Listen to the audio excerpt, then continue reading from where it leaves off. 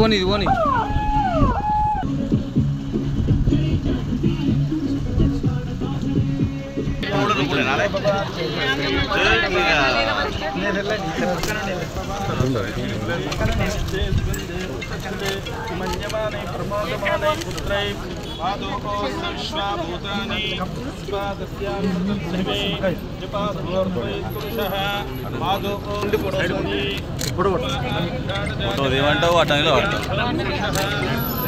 కరీంనగర్లో భూమిరెడ్డి సార్ అంటే తెలియని వాళ్ళు ఎవరు ఉండరు.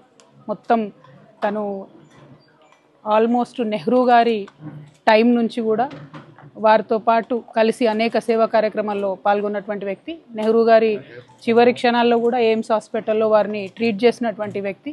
తర్వాత కరీంనగర్లో ప్రభుత్వ డాక్టర్లు లేనటువంటి సందర్భంలో సర్జరీ అంటే భూమిరెడ్డి సారే అనేటటువంటి పేరు తెచ్చుకొని ప్రజలకు ఒక నమ్మకం కల్పించి వైద్య వ్యవస్థ మీద చాలా సేవా కార్యక్రమాలు చేసినటువంటి వ్యక్తి. ఆనాడు విదేశాలకు వెళ్ళేటటువంటి ఆస్కారం ఉన్నా కూడా విదేశాలకు పోకుండా ఇక్కడే ఉండాలి, ప్రజలకు సేవ చేయాలనేటటువంటి ఆలోచనతో ఇక్కడే అనేక సంస్థల్ని కూడా ఆయన స్థాపించడం, కరీంనగర్లో మరి రెడ్డి హాస్టల్ లాంటి వాటిని కూడా దగ్గరుండి స్థాపించి సేవా కార్యక్రమాలు అందించడం, ఇవన్నీ కూడా మనం చూసినాం. మరి భూమిరెడ్డి గారి వ్యక్తిత్వం గురించి నేను ఎంత చెప్పినా చాలా చిన్నదాన్ని కాబట్టి సరిపోదు. అందుకే నేను ప్రభుత్వాన్ని డిమాండ్ చేస్తూ ఉన్నాను, ఖచ్చితంగా భూమిరెడ్డి సార్కి పద్మశ్రీ అవార్డు ఇవ్వాలి. దానికి కంప్లీట్గా మా తరఫు నుంచి మద్దతు ఉంటుంది.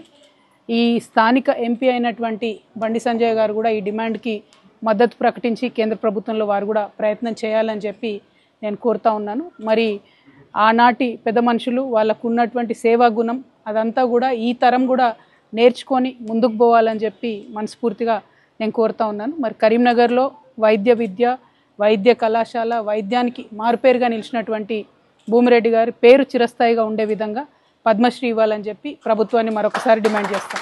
అసలైన తొలి వెలుగు. ఫాలో వాట్సాప్ @తొలి వెలుగు official.